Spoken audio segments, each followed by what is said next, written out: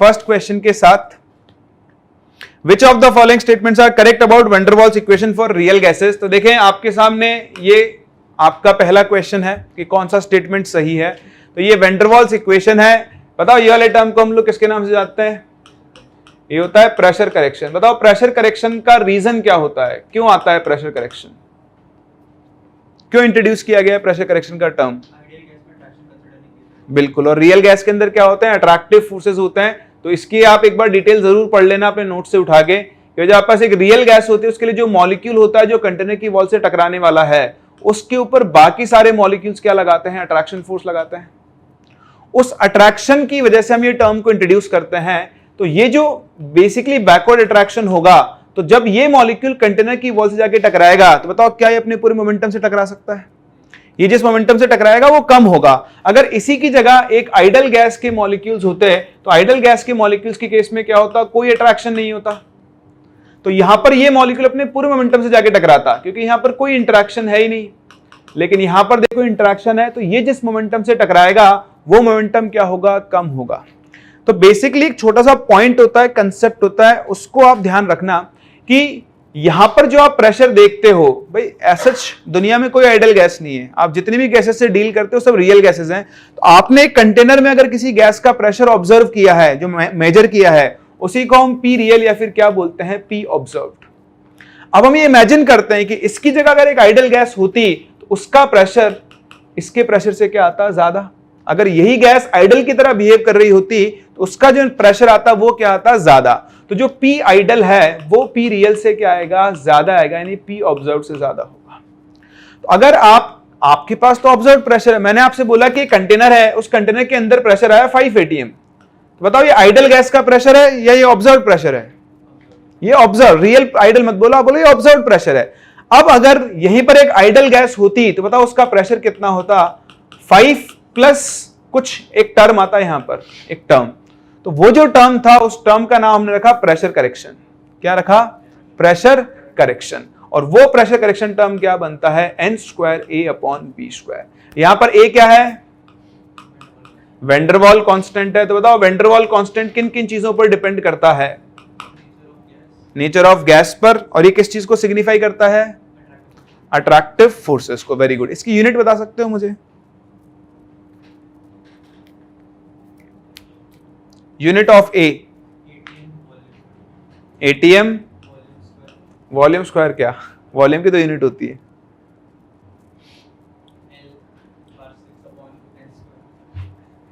L to the power 6। सोच समझ के बोलो, जल्दबाजी मत बोलो।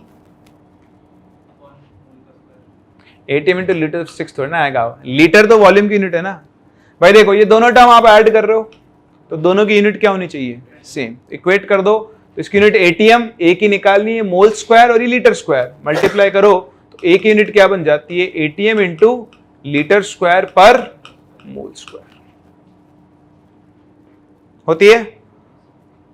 बहुत ही बढ़िया, वेरी गुड वेरी गुड। सभी लोगों के आंसर आ रहे हैं, बिल्कुल सही आ रहे हैं। अच्छा, कुछ और चीजें पूछता हूं मैं आपसे, कुछ और चीजें पूछता हूं। चलो, तो जो अगली चीज मैं आपसे पूछने जा रहा हूं, आप मुझे बताओ, मेरे पास ये 3 गैसेस है, एक है N2, एक है CH4, एक है CO2। ठीक है, बताओ इनके लिए ए की वैल्यू का ऑर्डर क्या होगा? ए CH4 का मैक्सिमम होगा, फिर क्यों?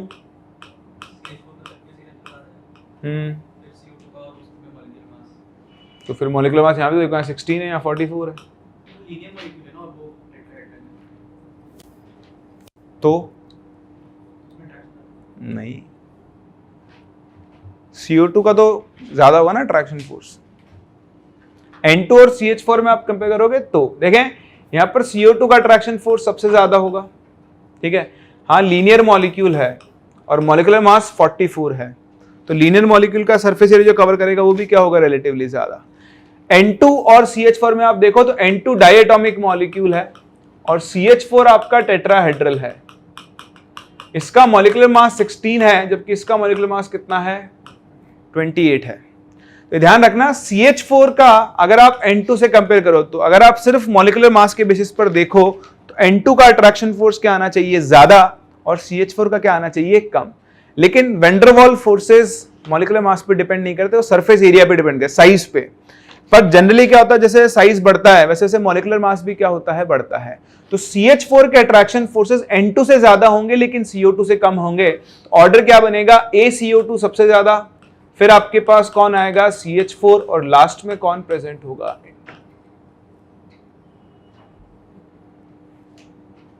बोलो, बात समझ में आ रही है। CO2, CH4, N2, very good. हर्षिक, बिल्कुल सही आंसर है आपका। एक और आंसर बिल्कुल सही आया है, मानसी का। अच्छा चलो मैं एक और क्वेश्चन पूछता हूं आपसे इन्हीं तीनों गैसेस के लिए। बताओ इनके क्रिटिकल टेम्परेचर का ऑर्डर क्या होगा।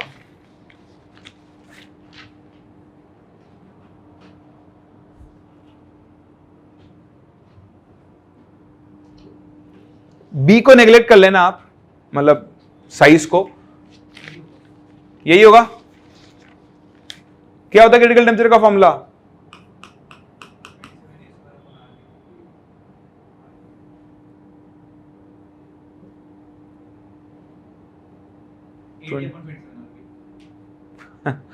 V स्क्वायर कहां पहुंच गए आप। ठीक है, तो ये देखो ए के ऊपर क्या कर रहा है, डायरेक्टली डिपेंड कर रहा है। अगर एक बार के लिए हम बी को नेग्लेक्ट कर दें, वैसे तो A/B के रेशियो पे डिपेंड करता है, बट एक बार मॉलिक्यूलर साइज को ना देखें तो नहीं, रिवर्स नहीं होगा, सेम ही होगा। जिसका ए ज्यादा उसका क्रिटिकल टेम्परेचर भी क्या होगा, ज्यादा होगा। ठीक है, तो अब देखो आपको कैसे प्रोसीड करना है, मैं आपको एक चीज बताता हूं। ठीक है, ये क्वेश्चन आपने देखा, आपने सॉल्व कर लिया, आपका आंसर आ गया, ठीक है। लेकिन इससे रिलेटेड जितनी भी चीजें आप जानते हो उनको पेपर पे लिखो एक बार। जो भी थ्योरेटिकली आप जानते हो चीजें उनको जरूर लिखें। जैसे मैंने आपके सामने लिख के बताया कि मैं क्या क्या लिंक कर सकता हूं। अपनी थॉट को इवॉल्व करो, इससे ज्यादा आपको और कुछ नहीं करना है। एक स्टेटमेंट मैंने लिखा हुआ है, इसको आप कितने और तरीके से सोच सकते हो, ये काम में आपको थोड़ा सा अपना टाइम इन्वेस्ट करना है। वहीं से आप अपने ना थिंकिंग स्किल्स को और अच्छे से बढ़ा सकते हो। चलिए, तो ये कुछ चीजें हैं जो हम यहां से सीख सकते हैं, देख सकते हैं। चलिए थोड़ा और आगे चलते हैं। और बी क्या होता है, b, what is b. B के नाम बताएं भाई मुझे। बी को हमने नेग्लिजिबल मान लिया है, होता नहीं है ना, वो तो अपने कंपेयर करने के लिए माना था बस मैंने। बताओ बी किस चीज को डिनोट करता है, साइज को। बी का मतलब क्या होता है, what is b called, b को बोलते क्या है, वॉल्यूम, नहीं,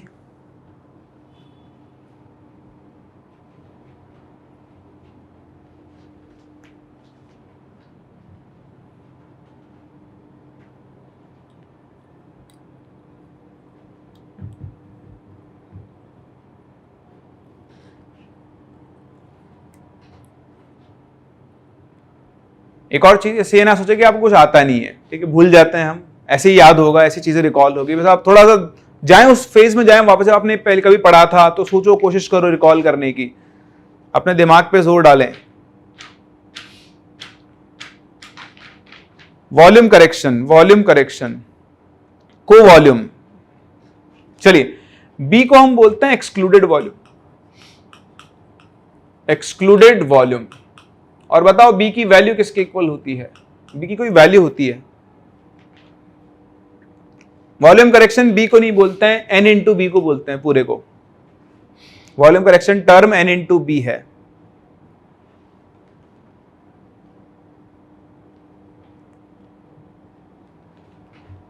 मॉलिक्यूलर वॉल्यूम ना बोलें, वैन डर वाल कांस्टेंट बोल सकते हो, बी कांस्टेंट होता है, बट एक्चुअली इसका नाम होता है एक्सक्लूडेड वॉल्यूम। क्या होता है, एक्सक्लूडेड वॉल्यूम।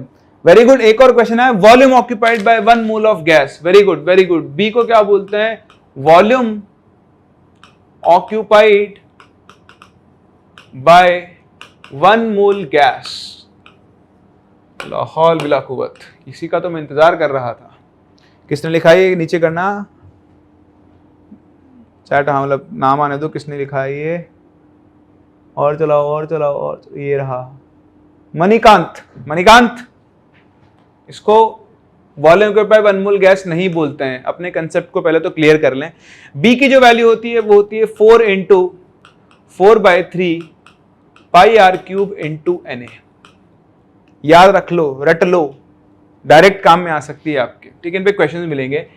अब आप जो बोल रहे हो 1 मोल गैस का वॉल्यूम, तो पहली बात तो देखो 1 मोल गैस का वॉल्यूम तो ये होगा, और एक्चुअली ये भी 1 मोल गैस का वॉल्यूम नहीं होगा। मैं आपको समझाता हूं, डिफरेंस समझना, थोड़ा सा पेशेंस रखना।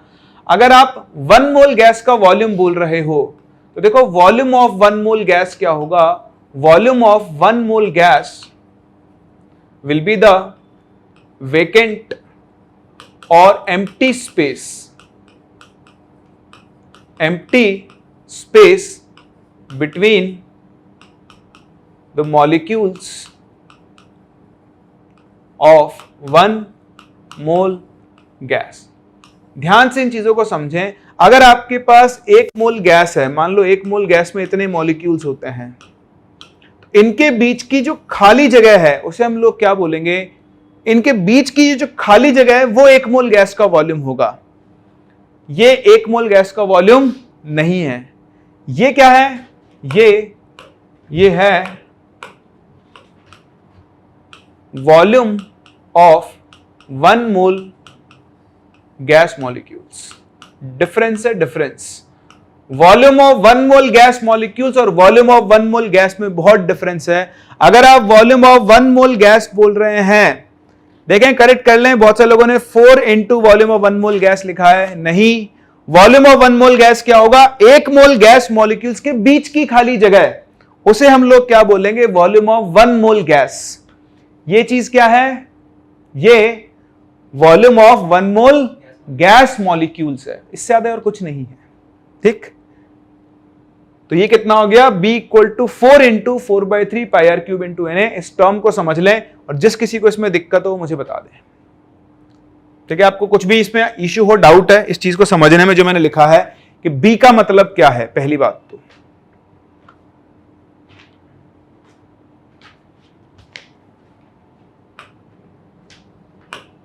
एक तो इसका आंसर करेक्शन कर लेना आप लोग, ठीक है ना। और ये चीजें मैं एक बार वापस से ब्लैंक पेज पे लिख देता हूं, इसी को खाली करके। यहाँ तो मेरे पास डाउट्स हैं, 1 सेकंड दें मुझे।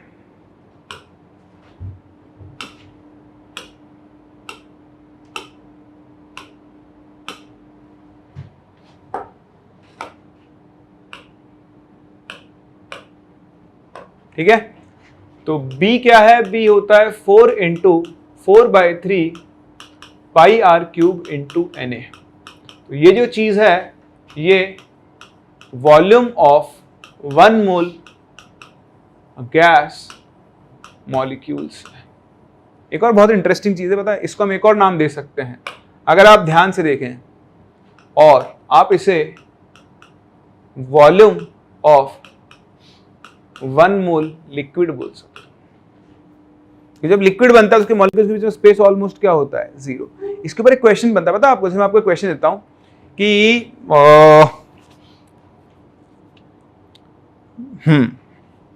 जैसे आप मान लो कि डेंसिटी ऑफ लिक्विड मरकरी जो है, डेंसिटी ऑफ लिक्विड मरकरी 13.6 ग्राम पर ml होती है।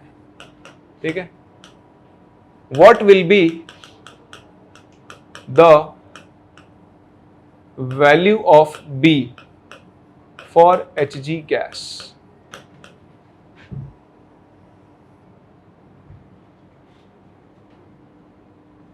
हाँ ये बिल्कुल ठीक है, excluded volume for 1 mole gas B होता है और n मोल गैस के लिए NB हो जाएगा। बट अभी आप मुझे इस क्वेश्चन का आंसर दें।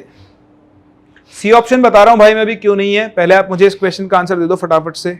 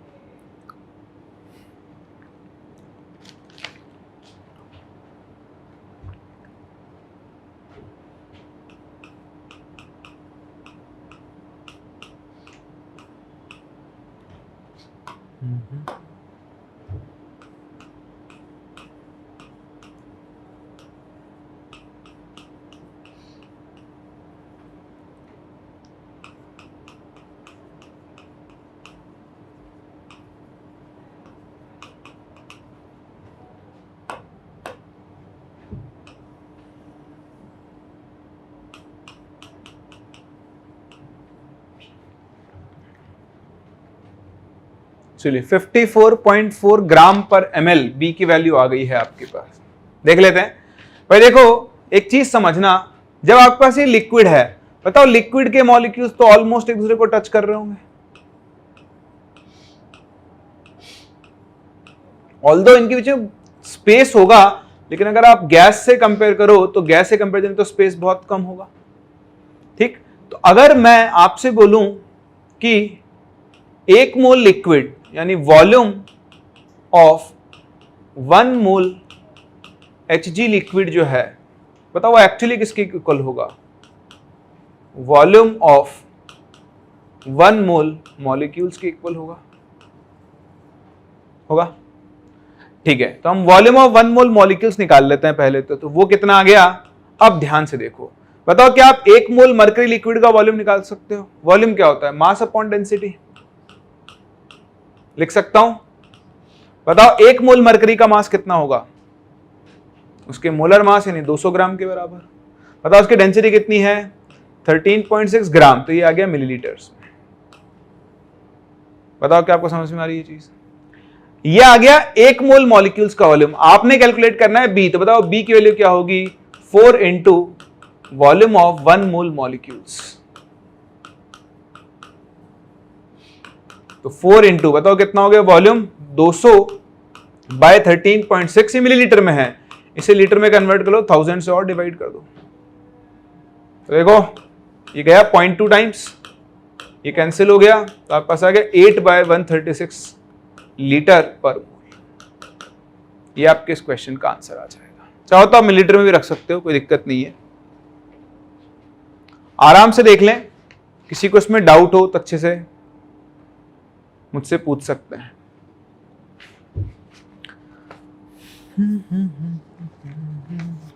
और जहां सी ऑप्शन की आप बात कर रहे थे भाई, मैंने आपके लिए लिख दिया है, मैंने अभी बताया था, ये जो है ये ऑब्जर्व्ड प्रेशर होता है। आपने एक गैस थी डब्बे में, जैसे आपने मैनोमीटर सुना होगा, जैसे मान लो मैंने नाइट्रोजन गैस भरी इस डब्बे में और मुझे इसका प्रेशर पता करना है, तो मैं इसे एक मैनोमीटर से कनेक्ट कर दूंगा लाइक दिस, और यहां से रीडिंग से मुझे कुछ प्रेशर मिला, मान लो 2 ATM। तो ये तो मैंने आपको समझाया अभी, ये जो 2 ATM है ये ऑब्जर्व्ड प्रेशर है, ये रियल गैस का प्रेशर है।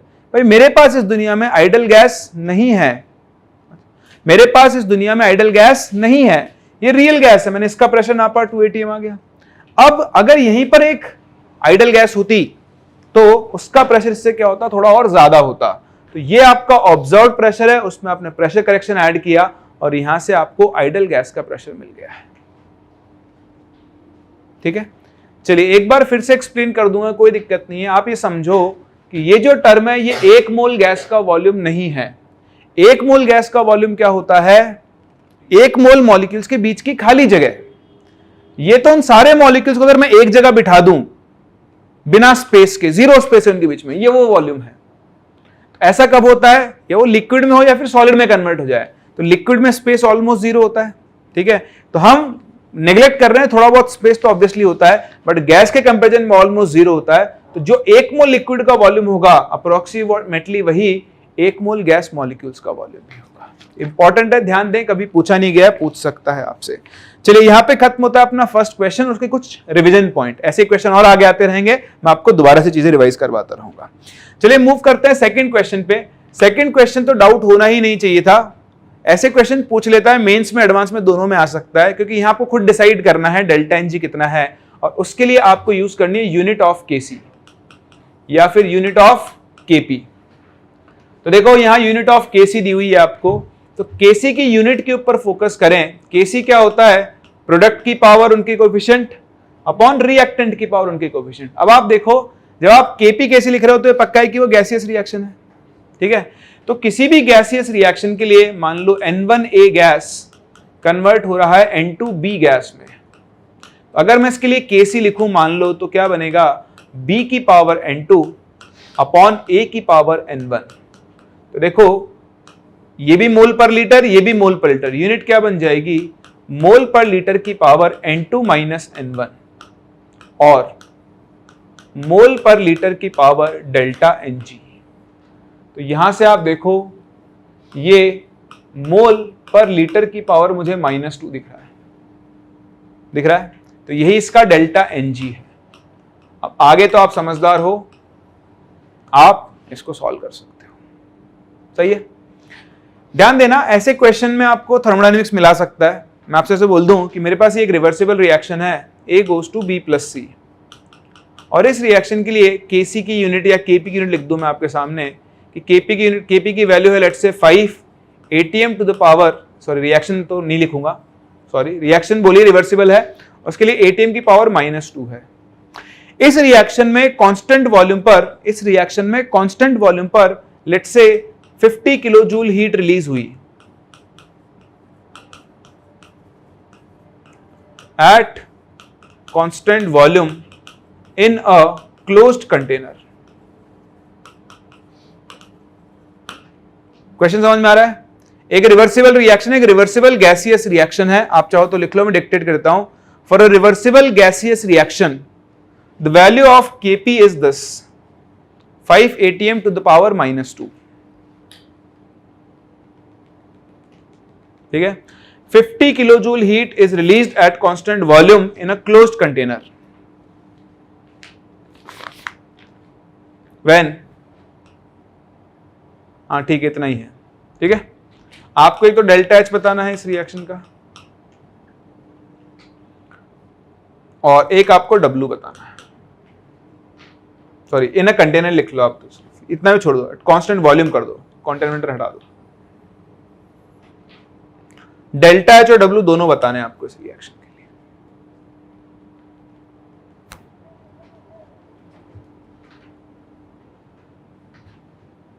चलिए जल्दी बताएं आंसर।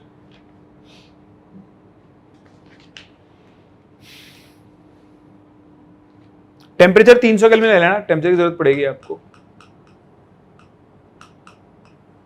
टेम्परेचर 300 केल्विन ले, जहां पर भी R की जरूरत पड़े वो 25/3 ले लेना।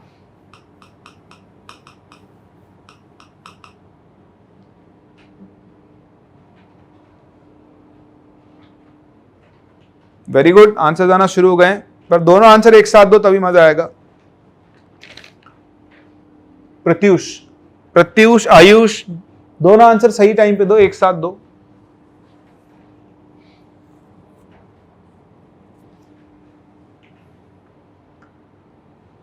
चलिए, H की वैल्यू 20 किलो जूल और W आ गया है 0। पे आपको दिख गया है, अपने ये जो कंसेप्ट सीखा उसको हम यहां यूज कर सकते हैं। आपको दिख रहा है इस रिएक्शन का डेल्टा Ng -2 होगा। कोई भी सिस्टम कांस्टेंट वॉल्यूम पर जो भी हीट रिलीज करता है वो डेल्टा U के बराबर होती है। तो देखो इस रिएक्शन का आपको डेल्टा U दिया हुआ है कितना, -50 किलो जूल, क्योंकि हीट रिलीज हुई है तो आपको तो विद साइन लेना पड़ेगा। अब बताओ, कांस्टेंट वॉल्यूम है तो पक्की बात है W तो 0 हो गया, सोचना ही नहीं है। और डेल्टा H, बताओ डेल्टा H किसके इक्वल होता है? तो delta H is equals to delta U plus delta NgRT। रखें वैल्यूज, डेल्टा की वैल्यू -50 प्लस डेल्टा Ng की वैल्यू -2, R की वैल्यू 25/3 और टेम्परेचर 300। ध्यान से देखना, अभी भी आप में से कई लोगों ने यहां गलती की होगी। किसकी? यूनिट की। बताओ ये किस में है? किलो जूल में, और ये ले आएगी जूल में, तो इसको डिवाइड बाय 1000 और करो, तब जाके किलो जूल में बदलेगा। तो देखो 3 से गया 3, 100 से गया 100, 50/10, ये बचेगा 5, -5, तो आंसर आएगा -55 किलो जूल। आराम से देख लें, किसी को डाउट हो तो मुझसे डिस्कस कर सकता है। Very good. एक आंसर है 50 - 2RT, गलत है। 600 R गलत है। 55 माइनस, ये बिल्कुल सही है मणिकांत, वेरी गुड। छोटी छोटी चीजें हैं, मैं आपसे कह रहा हूं ना, ऐसी छोटी छोटी चीजें उठाई जाती है जिनको आप स्किप कर दोगे। इन जनरल फॉर्मूला बेस्ड चलोगे, स्किप कर दोगे तो वहां दिक्कत आने वाली है आपको। ये इक्वेशन आप जब भी यूज करें, मेरी एक बात ध्यान रखना, आप यूनिट में गलती कर सकते हो, इसलिए इस चीज के लिए सतर्क रहें और सावधान रहें। चलिए बहुत ही बढ़िया राजेश, वेरी गुड, बहुत सारे लोगों के आंसर आ गए हैं। चलते हैं अपने अगले क्वेश्चन की तरफ। इसका आंसर तो आएगा आप लोगों का। ये देखें, ट्रू और फॉल्स। हाँ भाई, थर्ड का फर्स्ट मैं सारे एक्सप्लेन करता हुआ चलता हूं। ये एक बेसिक सी चीज है जो आपको ध्यान रखनी चाहिए। स्टेट फंक्शन डेल्टा एच नहीं है, स्टेट फंक्शन क्या है? एच है। एच स्टेट फंक्शन है। क्यों? As the value of delta H will remain same for any two paths. तो बिल्कुल सही है कि अगर आपके पास पॉइंट ए है इनिशियल और पॉइंट बी है, एक रास्ता आपने ये अपनाया, एक रास्ता आपने ये अपनाया, तो दोनों रास्तों के लिए बताओ डेल्टा एच की वैल्यू क्या आएगी? सेम। तो दोनों रास्तों के लिए डेल्टा एच सेम आ रहा है, इसीलिए तो एच स्टेट फंक्शन है।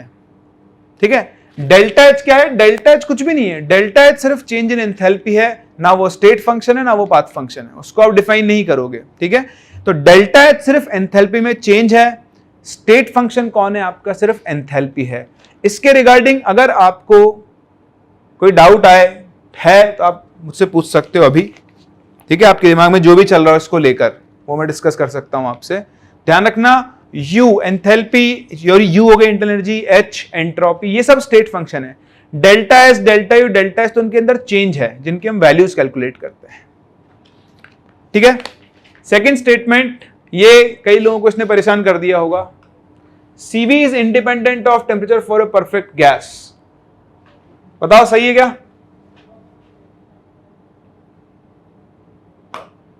सही है? नहीं है? क्यों?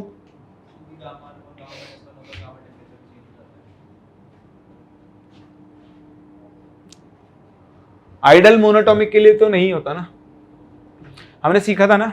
मतलब बेसिकली इसमें एक छोटी चीज छुपी हुई है, मैं बता दूंगा तो सारी मिस्ट्री खत्म हो जाएगी, बट कोई और अच्छा सॉलिड रीजन दो मुझे।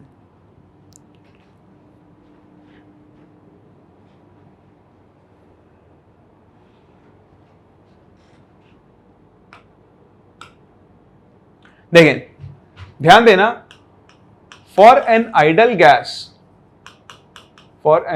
गैस CV और CP are not a function of temperature. Function of temperature नहीं है, but they may change with temperature. Change with temperature या चेंज, थोड़ा और ठीक से लिख देते हैं, change at higher temperature as vibrational degree of freedom, as vibrational degree of freedom will be activated।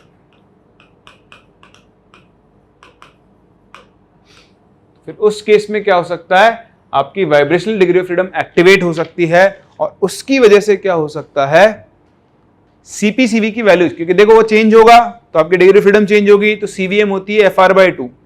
ठीक है, टेम्परेचर का इफेक्ट आप लोगों ने सीखा हुआ है डिग्री ऑफ फ्रीडम के ऊपर, ऑल्दो वो आपके एडवांस के सिलेबस में भी नहीं है होने को तो, बट अगर मैं आपको इफेक्ट दिखाऊं टेम्परेचर का तो मैं इस पेज पे दिखाता हूं आपको।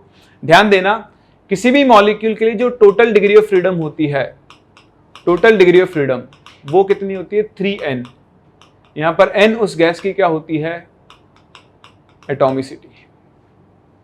ठीक है, अब 3n में से आपको ट्रांसलेशनल डिग्री ऑफ फ्रीडम निकालना आता है, उसे मैं FT लिख रहा हूं, रोटेशनल निकालना आता है और वाइब्रेशनल।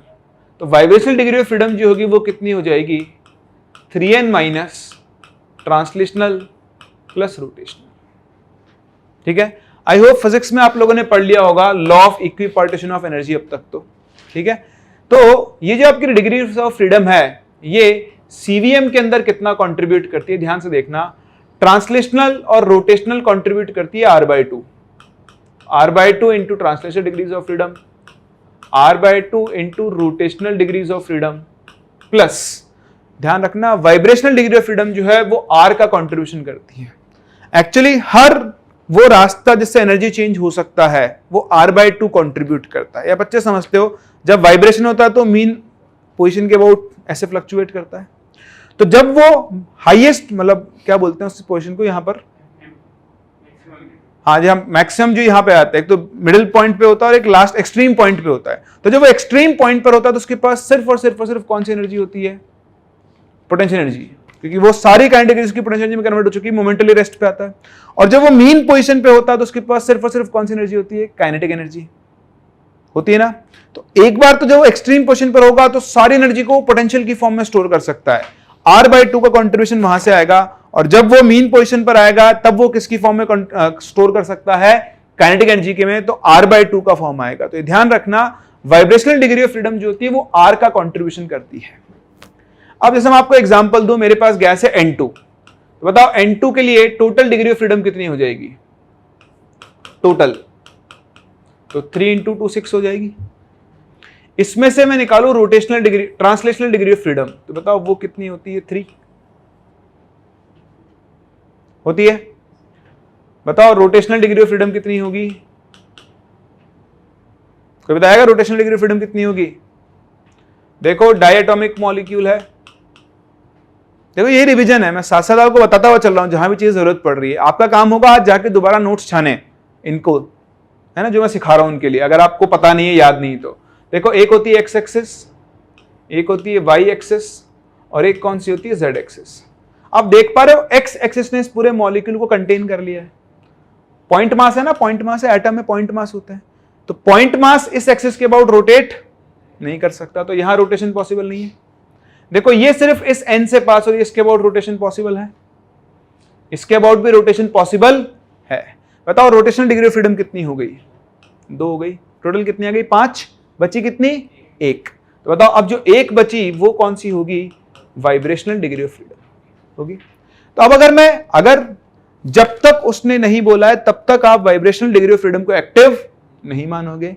ये आपके फिजिक्स और केमिस्ट्री दोनों में काम में आएगी, ठीक है। अब अगर मैं इसके लिए सीवीएम कैलकुलेट करूं तो बताओ इसका कंट्रीब्यूशन कितना, R/2, प्लस इसका कंट्रीब्यूशन कितना, वो भी R/2, प्लस इसका कंट्रीब्यूशन कितना होगा, R। सीवीएम निकाल सकते हैं, सीवीएम के साथ सीपीएम निकाल सकते हैं और फिर कैलकुलेट कर सकते हैं, ठीक है। तो अगर आप लोग ये नहीं जानते हैं तो इसे आप कॉपी कर लें, ये इंपॉर्टेंट है। डिग्री ऑफ फ्रीडम कैलकुलेट करना मैंने आपको बहुत ऐसे सिखाया थर्मोडायनेमिक्स के अंदर, फिर भी सिखाया नहीं सिखाया, मैं यहां पे सिखाता हुआ चल रहा हूं। तो आपके पास जो भी अपने नोट्स और सोर्स अवेलेबल हैं उनके ऊपर ध्यान जरूर दें। चलिए, तो ये था अपना सेकंड क्वेश्चन। आगे चलते हैं थर्ड वाले पे। हाँ भाई, थर्ड वाले की बात करें, ये देखो delta E is equals to Q plus W for every thermodynamic system at rest in the absence of external field। True या फॉल्स है? हाँ, वेरी गुड। देखें बहुत सारे लोगों को ये नहीं पता है, आंख बंद करके अप्लाई कर देते हैं कि delta E is equals to Q plus W। It's not applicable for open system. लेकिन क्यों ओपन सिस्टम पर एप्लीकेबल क्यों नहीं है, दिक्कत क्या है? हाँ, देखें ये हम सीख चुके हैं कि इंटरनल एनर्जी E जो होती है, इंटरनल एनर्जी E, ये एक एक्सटेंसिव प्रॉपर्टी है। क्या है? एक्सटेंसिव प्रॉपर्टी है। एक्सटेंसिव प्रॉपर्टी क्या होती है? जो अमाउंट ऑफ मैटर पे डिपेंड करती है। आप सोचो सिस्टम अगर ओपन है तो उसमें मैटर आ भी सकता है और मैटर जा भी सकता है। तो आपने कुछ हीट किया नहीं, कुछ वर्क किया नहीं, मान लो एक डब्बा था खुला हुआ, ना आपने इसको हीट किया ना कुछ किया, इसमें एक पानी भरा था मान लो, तो इस पानी की कुछ इंटरनल एनर्जी रही होगी, मान लो 100 ml पानी, उसकी कुछ इंटरनल एनर्जी रही होगी। अब यहां पर आपने पानी और डाल दिया 200 ml, तो बताओ क्या टोटल वॉल्यूम कितना हो गया? 300 ml। क्या 300 ml पानी और 100 ml पानी की इंटरनल एनर्जी सेम आएगी? इंटरनल एनर्जी चेंज हो गई ना। बताओ क्या कोई वर्क हुआ? कोई हीट गई? हम तो पानी ऐड कर दिया, उससे इंटरनल एनर्जी चेंज हो गई। इसलिए अगर आप एनर्जी चेंज के रिस्पेक्ट में बात कर रहे हो तो ये जो आपका फर्स्ट लॉ ऑफ थर्मोडायनेमिक्स है, ये सिर्फ और सिर्फ किसकी वजह से रहेगा, किसके ऊपर एप्लीकेबल रहेगा? क्लोज सिस्टम, मतलब ओपन सिस्टम पे एप्लीकेबल नहीं रहेगा, क्लोज्ड और बाकी सिस्टम पे आप इसके ऊपर अप्लाई कर सकते हैं। तो ये ध्यान रखना। ये ऐसे स्टेटमेंट है जो आपको बोलेंगे कि मैं सही हूं, पर आपको सोचना पड़ेगा। स्टेटमेंट वाले क्वेश्चंस को फटाक से सही मत किया करो। अगर आपको ये स्टेटमेंट सही लग रहा है तो ये सोचो कि ये गलत कहां हो सकता है, तभी आपको इनके सही आंसर्स मिलेंगे।